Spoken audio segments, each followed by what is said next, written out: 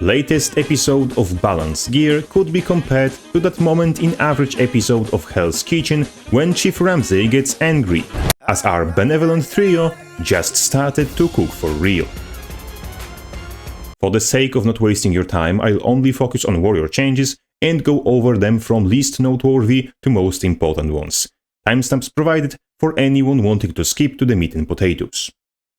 From the nice but ultimately insignificant changes, PvE cooldown reductions to Stomp, Doilak Signet, Balanced Stance, and Pain and Frenzy, as these skills aren't damage dealing or providing boons. Henceforth, their cooldown changes are mainly a quality of life improvement to open world play. Though it must be mentioned that Frenzy also gets cooldown reduced in versus modes, which may allow it to slip into builds that ignored it previously. Cooldown reduction that has much bigger connotations is Battle Standard, going down to 90 seconds of cooldown in PvE. In comparison to tools like Glyph of Stars, it is still a big difference, and its cast time is still noticeable, to put it lightly. However, all support warriors will take this change with utmost gratitude. Inspiring Whirl loses its regeneration application in exchange for raw healing. This change makes sense as Path of Victory and Rampart Splitter are easily enough to upkeep regeneration on their own. More regeneration won't help if everyone is already capped at regen, but raw healing can still be helpful, so this is a positive change. Unless of course you're playing Bladesworn and don't have access to normal weapon bursts, and now have to rely solely on Banner of Defense as your one and only source of regen application. Let us be honest. Devs probably realize Bladesworn needs another rework and are putting their hands on anything but Bladesworn, hoping their problem will fix itself once the two people that still played eventually quit the game. But speaking of aforementioned banner, both banners of Tactics and Defense get cast times and aftercasts reduced by more than a half. Why only these two and not all of them? Is there somewhere a secret society that spams banners of Strength and Discipline with some secret build somehow making them viable in some mode? Or are we only paying attention to what Maclag bitches about? Banners of Tactics and Defense are already seeing niche use. Improving their cast time is of course a positive and welcome change, which however by approximation shines the spotlight at banners of Strength and Discipline, which wouldn't be worth utility slot even as instacast skills.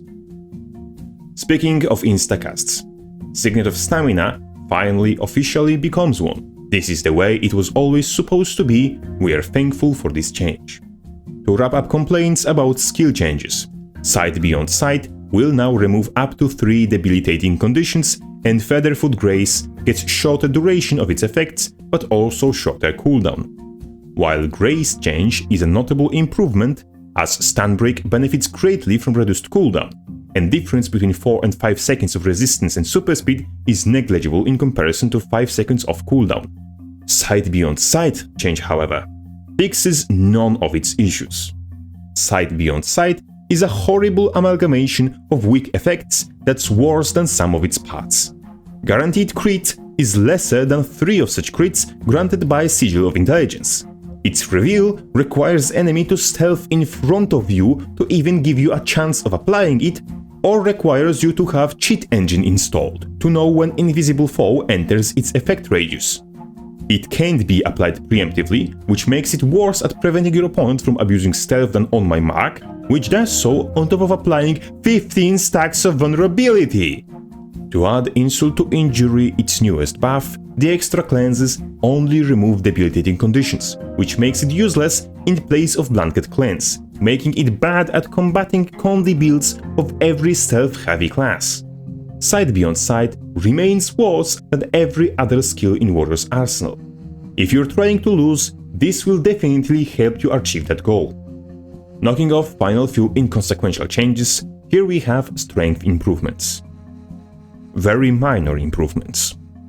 Reckless Dodge grants 2 might stacks instead of 1. Restorative Strength grants less might, but now also grants resistance. And finally, Might Makes Right grant more healing per might applied.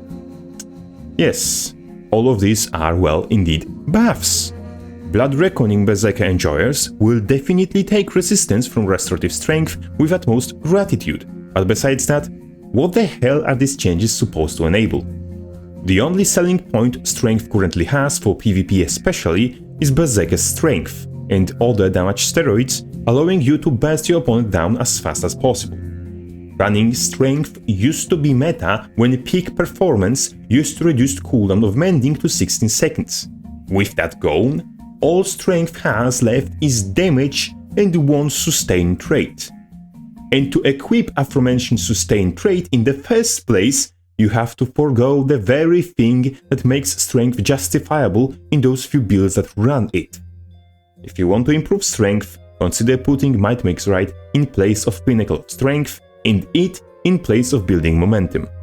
Then players running strength for damage wouldn't have to opt out of sustain to access their damage, just like hammer builds don't have to opt out of adrenal health to access Merciless Hammer.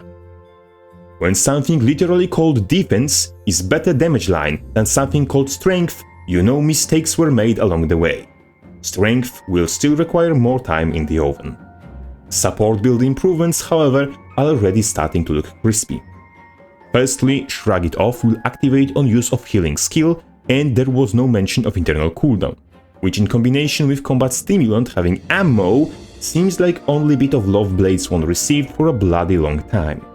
But more importantly, Shrug It Off layered on top of To The Limit will allow that skill to doubly synergize with shout-related traits and relics, letting it cleanse up to 3 conditions and self-heal for unmodified 12,000 health in PvP, with about 4,500 of that being AoE. Meanwhile, Balance Man decided to make Martial Cadence refresh Soldier's focus on weapon swap and add cleanse to its effects. But to compensate for increased power, duration of quickness was reduced in both versus modes. Warrior's weapon swap cooldown can be reduced to 5 seconds with Discipline, and with Relic of Warrior on top of that to about 3 seconds. There is no mention of traits' internal cooldown on the patch notes. The information, whether there is an internal cooldown to begin with, and if so, how long of a cooldown, is a need-to-know information if we are supposed to give genuine feedback about supposed effectiveness of this trait. If that cooldown is short enough to accommodate for use in tandem with Discipline, there might spawn a completely new support build for Warrior, focused on healing with Soldier's Comfort via frequently activating it. Due to Soldier's Comfort being non-adrenaline related healing, I have suspicion that Arena wants to make Heal Breaker into reality. I certainly do not oppose the idea of Warrior having 2 distinct support builds, especially if both end up equally as viable. This Martial Cadence change is one of the better ideas Arena had since I don't know for how long. However, there still are problems. You see, Martial Cadence gives 3 seconds of AoE stability baseline in PvE, which, with concentration, means 6 seconds. Unless we give Martial Cadence internal cooldown of more than that, we'll see 100% stability upkeep in every group having Quickzerker, which might trivialize all encounters that utilize CC as one of its primary hazards. I do not oppose tools the likes of Mantra of Liberation, as they at least require someone to press an additional button. Permanent passive stability upkeep for just playing as you normally would is a different story entirely. I recommend removing boons from Martial Cadence altogether, and if this trait needs compensation for that removal, just make it allow for Soldier's Focus to store up to 2 charges. Final change in this patch is Hightened Focus, granting temporary healing bonus based on adrenaline spent for hitting an enemy with your burst skill. Wording here strongly suggests it'll be stacking buff like Berserker's power, which in combination with how staff support already plays, and in combination with remaining buffs and changes, will definitely make Warrior a viable healer. Possibly even overpowered healer. On current patch, Staff Warrior can already reach roughly 6000 healing from singular 3rd level path to victory in PvP, and that's without Stalwart Focus with it.